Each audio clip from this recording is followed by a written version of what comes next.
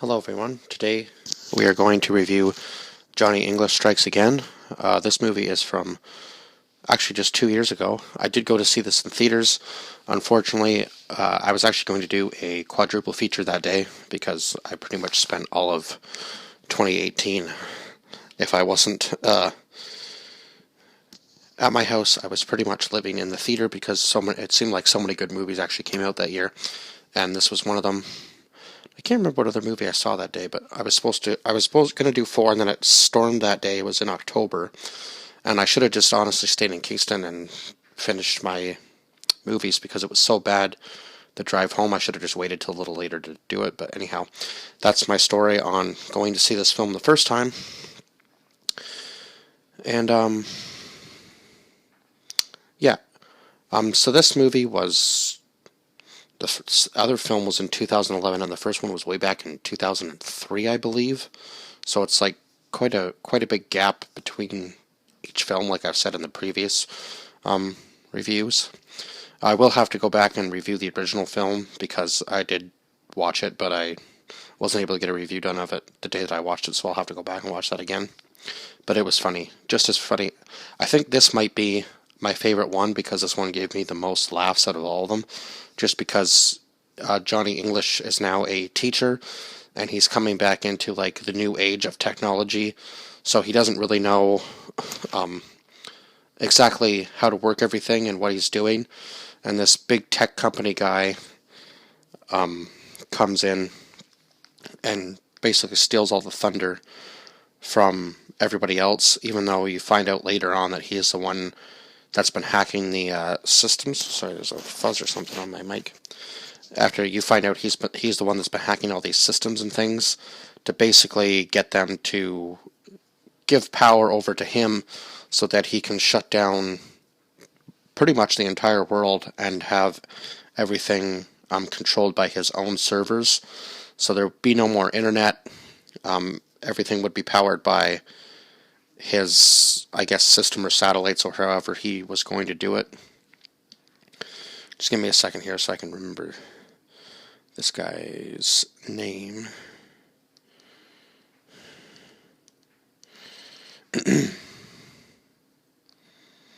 Yes.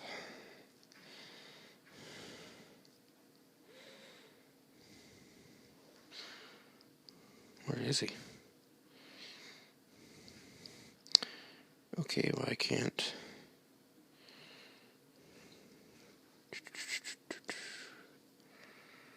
Jeez, that's just weird that he's not in. What the heck?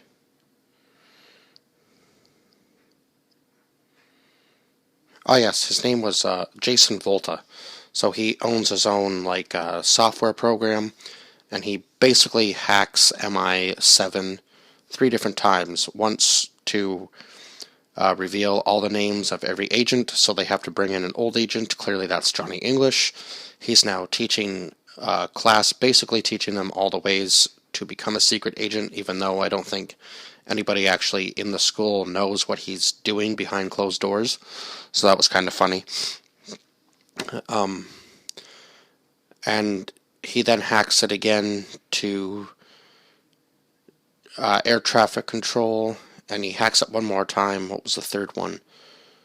Oh yeah, all of the traffic in London, all the red lights were on, so all the traffic was stopped. So he complains about that. He then gets them to give control over to him for at least the traffic portion of it. And then at the G12 summit, when the Prime Minister, she gives him control of everything, and then that's when he finally tells his plan and gets all the other people at the G12 summit to sign over the power to him.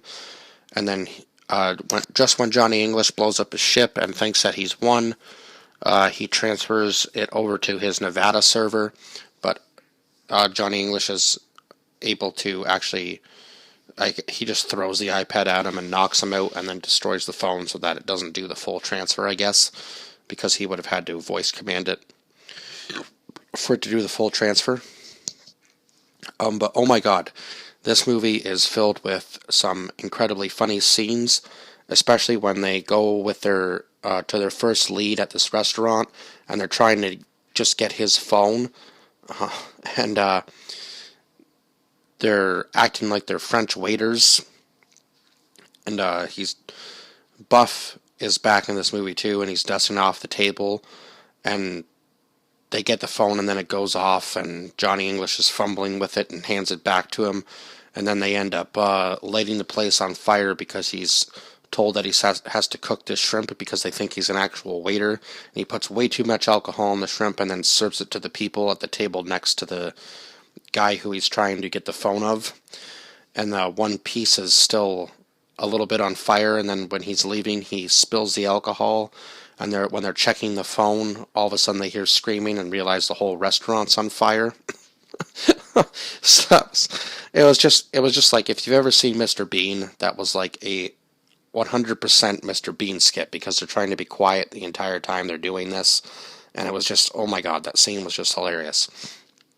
And of course, there's another scene where he's doing the virtual reality thing, and they have this platform in the Secret Service building, I guess, that they're in, that moves with the virtual reality, but he doesn't. He puts the headset on first, and then swipes just not the actual screen, but I guess like the platform surrounding the screen sort of thing, and he just goes off into the actual world and thinks that he's still in this room, and then eventually it takes him back to the room that he was in, so he doesn't think that he's done anything outside.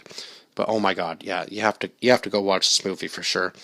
And then obviously the very end scene where he destroys the ship, it's the captain of the ship is Buff's wife, and she told him not to make phone calls too close to the actual submarine, and he ends up doing that and typing in the code to launch the missile, and then it launches at the boat, Fulton's boat.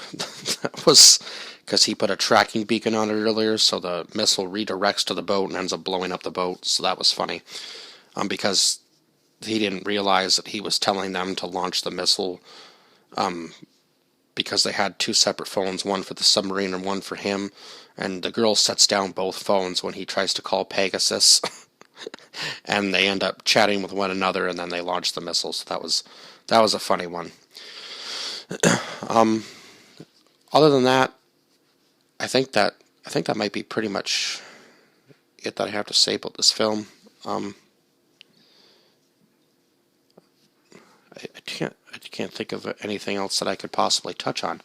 But yeah, this film was definitely a 10 out of 10. Humor-wise, even action-wise, I would say this probably had way more in it, like from the car chase scenes to actually some of the equipment they used in this movie was sort of like something out of Mission Impossible. At the end, they had this like climbing device that was similar to the one Tom Cruise used, but instead of electronical, where it just taps on the glass, his was more old school mechanical, so he could climb up the castle at the very end to get into Volton's room to try to stop him. And there's this woman in the movie, what was her actual name, because they used fake names in the car chase scene. So I'm gonna go way back here.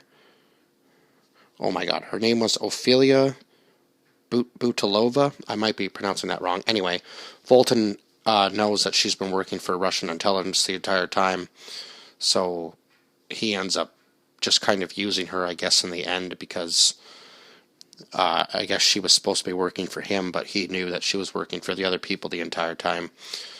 So when she tries to assassinate him, he's already one step ahead of her. And but yeah, I guess that was sort of Johnny English's love interest in this movie, and the two of them together just actually had good chemistry as actors anyway. So it just worked out in the end for that little bit of the storyline. But anyhow, I believe that's all I have to say about this film. 9 out of 10 is my rating on this. Or no, 10 out of 10 was my rating on this. What am I saying? 9 out of 10. No, this movie was fantastic. for action and comedy. I guess the one other scene that was really funny during the car chase scene was obviously when he shoots the missile at the French cyclists to make them move out of the way. That was a funny scene too.